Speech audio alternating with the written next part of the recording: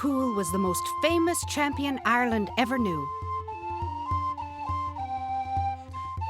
Finn was a giant, to be sure, but when he was born, he was no bigger than a fire-breathing dragon. And as giants went in those days, that was a mite on the wee side.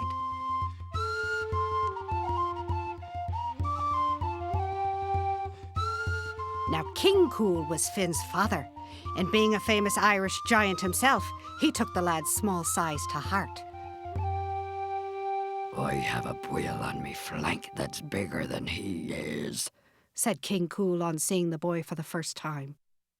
King Cool was so distraught over Finn's size that he took the child to the castle parapet, wiped the potato-sized tears from his eyes, and gently punted him into the loch below. Now the grandmother of the lad, King Cool's mother, just happened to be on the shore watching as the infant plunged into the water. "Why, that's me own flesh and blood splashing about there," she said, and immediately dove in. In 2 shakes of a lamb's tail, she dragged the child out of the loch and rushed away with him deep into the woods. Finding a nice stout tree, the grand dame took out her hatchet and chopped a chamber within it. And there the two of them lived.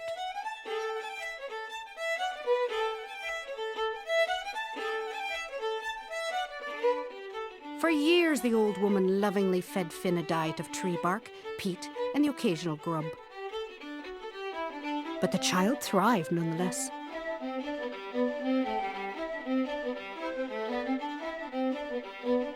After some time, the boy rather outgrew his surroundings, and it was then that his grandmother knew it was time to send him out into the wild and cruel world. Now, such an inauspicious beginning to a life has been known to spoil a man's disposition entirely, but not young Finn. He thanked his grandmother for looking after him, kissed her gently upon the head, and set out to distinguish himself as a great hero. Why, he was as strong as 24 oxen, and as swift as 43 hares. And he trekked all over the emerald countryside, taking a glen at a step, a hill at a leap, and lochs at a bound.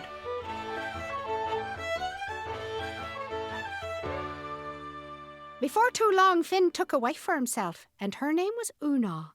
Una was a beauty, as they say, and a giantess herself. Aye, and that sun-kissed lass was a clever one too.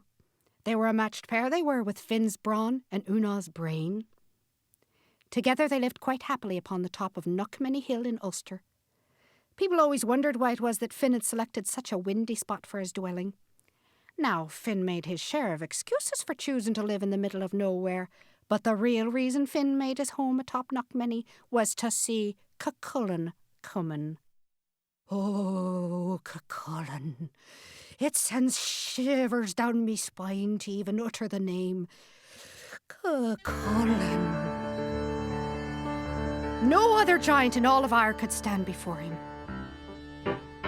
It was said, and I personally know for a fact 'tis true, that by a single blow of his fist, he once flattened a thunderbolt into the shape of a pancake. He always carried it about with him in his pocket. And before he got into a fight with one of his foes, Cuchulainn would show them the pancake, just to give them a notion of the kind of pulping they were about to receive. Cuchulainn had given every giant in Ire considerable tarring. Everyone, of course, but Finn himself. But that was only owing to the fact that whenever Cuchulainn went after Finn, our hero would run in the opposite direction.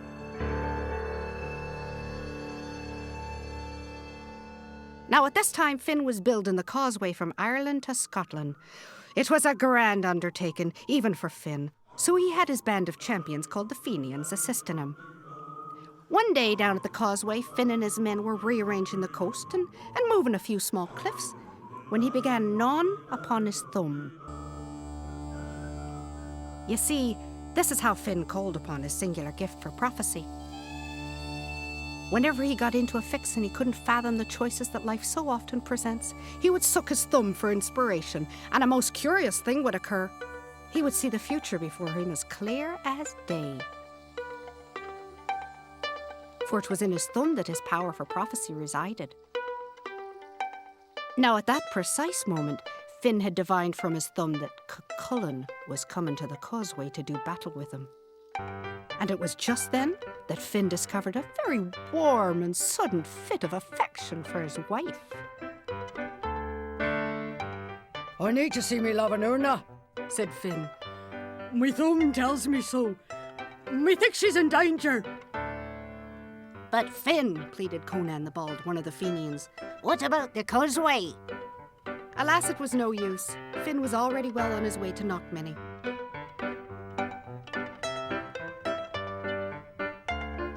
God save all here.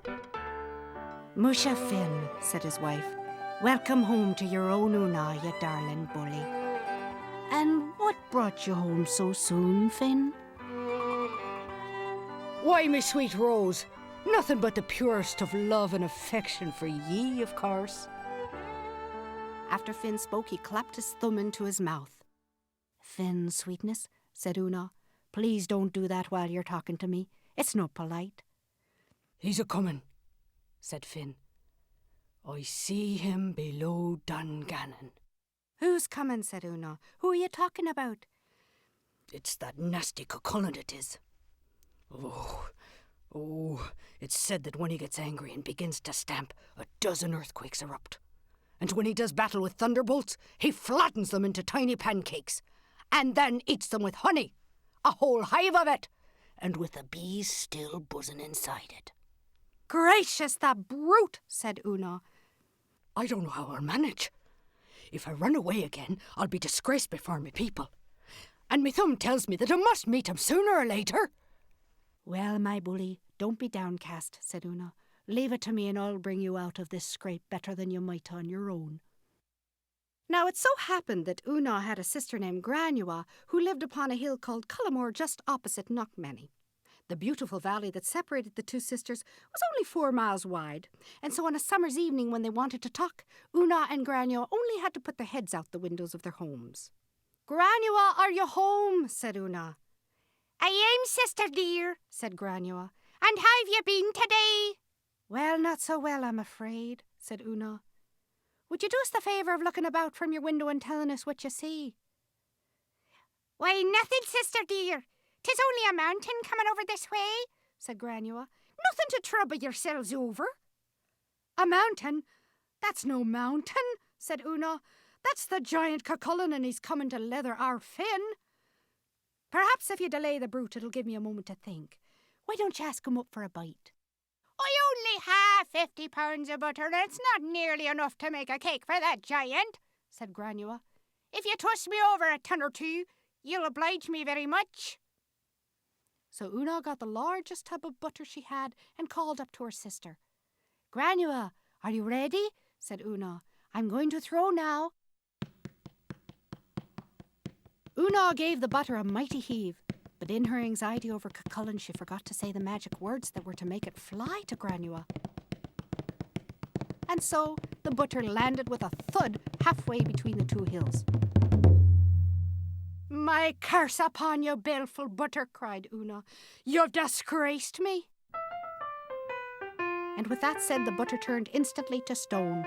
It lies there today exactly as it came out of Una's hand, with the mark of her 4 fingers and thumb imprinted upon it. Oh, never mind, said Granua. I'll do the best I can to stall Cuchulainn. So Granua baked her cake anyway and signalled Cuchulainn to come up to Cullamore. She placed the cake before the giant, and without so much as a thank ye, miss, Cuchulainn threw it into his mouth and devoured it in one frightening bite. Needs butter. He grunted, licking the last crumbs from his fingers, and proceeded on his way. In the meantime, Finn was in quite a panic on Knockmany. Una, can you do nothing for me? Where's all your invention, woman? Will I be skivered like a rabbit before your eyes and have me name disgraced forever before all of Ireland? How can I fight a man who scares the fire out of thunderbolts? There now, be easy, Finn, replied Una. I've got an idea. Just leave it to me. With that, Una went to work. First, she rummaged about and found 21 iron griddles. Then she took the griddles and kneaded them into the middle of 6 loaves of bread. She then baked the loaves on the fire, setting them aside in the cupboard when they were done. Finally, Una took a large pot of new milk, which she made into curds and whey, and then whispered something into Finn's ear. And just as Cuchulainn was coming across the valley, Una fetched a baby's cradle and instructed Finn to lie down in it. Say nothing and follow me lead. I will, but I don't like it one bit. Just as he was getting settled, Cuchulainn burst through the door. Be this the home of the great Finn McCool? He asked. Aye, 'tis indeed, said Una, but he's not in at the moment. Someone told him that a big bassoon of a giant called Cuchulainn was down at the causeway looking for him, so he rushed away to catch him. Can I help ye? I am Cuchulainn, said he, looking puzzled. and I've been after your husband for 12 months. Una let out a loud, mocking laugh and looked at him as if he was only a little pip of a man. If you take my advice, you poor-looking creature, you'll pray day and night that you may never see him, said Una. It'll be a black day for you if you do. Ah, snorted Cuchulainn, dismissing Una's warning. Ah, now the wind's blowing against the door, said Una. Seeing as how Finn is away from home, would you be civil enough to turn the house around? Now, this request took Cuchulainn aback, for even he didn't do this sort of task on a daily basis. Nevertheless, he pulled the little finger of his right hand 3 times and went outside. He then put his massive arms about the house and with some effort turned it in a position favourable to the wind. Thank ye kindly, said Una. Please stay and have a bit of me humble fare. Even though you and Finn are enemies, he would scorn me if I didn't treat you kindly in his own home. Una brought Cuchulainn to the table and placed before him the 6 loaves of bread she had baked, together with 10 sides of bacon and a stack of steaming cabbage. Cuchulainn greedily stuffed one of the loaves into his mouth and took a tremendous bite. When Cuchulainn's teeth struck the griddle that lay in the middle of the loaf, the entire house shook. oh, blood and fury! Shouted Cuchulainn. And just what sort of bread is this you've given me, I might ask? What's the matter? Said Una. Matter? Shouted Cuchulainn. Why, what's the matter indeed? Here are the 2 best teeth in me head smashed to smithereens. Oh, it's a pity that I forgot to tell you that nobody but Finn himself can eat it, and his little mite who sleeps in the cradle over there. Take your bread away, or I'll not have another tooth in my head. Now, said Una, don't be waking the child with all your belly aching. Then Finn gave a shriek that startled the giant. Now you've gone and done it, you've awakened him, said Una. Ma, said he, I'm hungry and I want something to eat. Una went to the cradle and gave Finn one of the loaves of bread that had no griddle in it. After a few bites, he realised it was safe and made the rest of the loaf disappear in 2 bites. Cuchulainn was thunderstruck, and by the look on his face, Una knew her plan was working. I'd like to have a look at the lad in the cradle, said Cuchulainn. Any child who can manage that bread is in good fighting trim. Get up and say hello to our guest, me lamb, said Una, motioning to Finn. It's terribly shy when company comes. Not many travellers get up our way, you know. Finn crawled out of the cradle and toddled over to Cuchulainn. Are you strong as me da? What a booming voice in such a young babe. Just a touch of the whooping cough, Una explained with a smile. Then Finn grabbed a white stone and handed it to Cuchulainn. Can you squeeze water out of this white stone? Said Finn. Now Cuchulainn was puzzled, but as he intended to humour the lad, he took the stone and squeezed it as hard as he could. But it was no use. He might be able to turn the house around or flatten a thunderbolt into a pancake, but squeezing water out of a rock was something else entirely. You call yourself a giant? Me da can do it, and he has showed me how. Give me that stone. Finn took the stone from Cucullin and then slyly exchanged it with the curds, just as Una had instructed.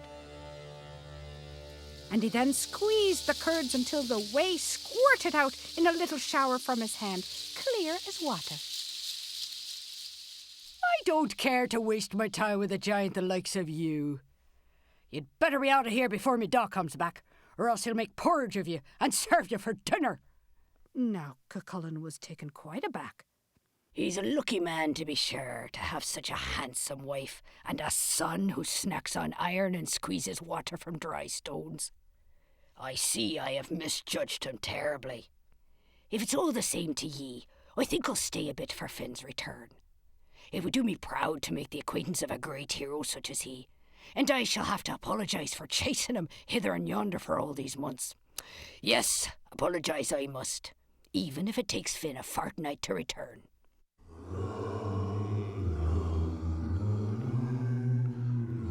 With that, Cucullin sat next to Finn's cradle and rocked it, somewhat roughly as giants will do, and hummed a soothing giant lullaby.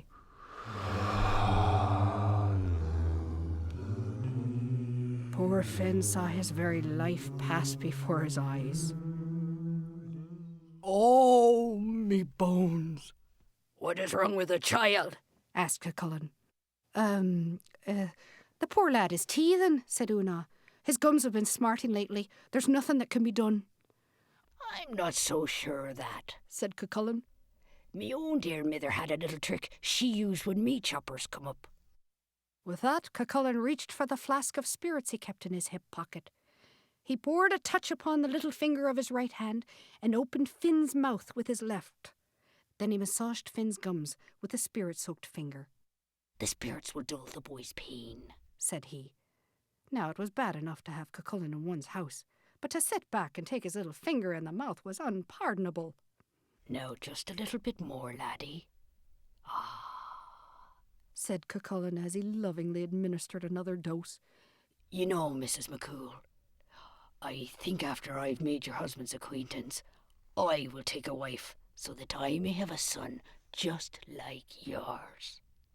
It's the teeth way in the back of his mouth that are the worst, said Una. You're such a help kind man. And at that moment, Una decided to take matters into her own hands.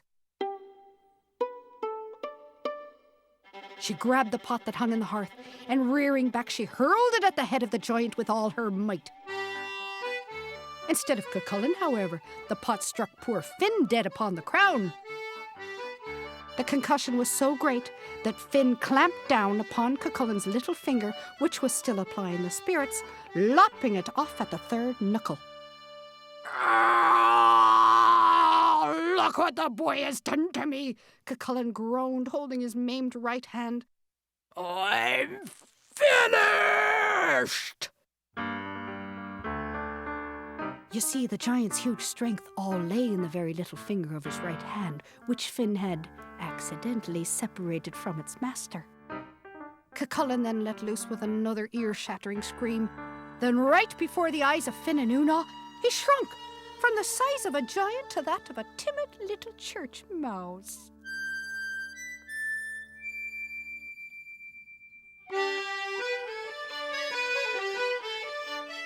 Now, Una and Finn had a large tomcat who liked to sleep behind the stove.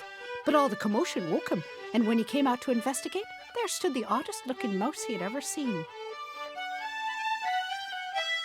Without much ado, the tomcat chased the screaming former giant down Knockmany, around the locks, and across the fields right into the sea.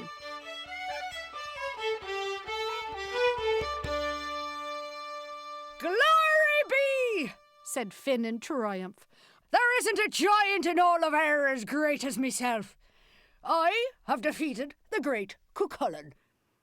Una picked up her newly dented pot and gazed meaningfully into her dear husband's eyes. Or perhaps should I say, we have defeated the great Cucullin. And truer words were never spoken.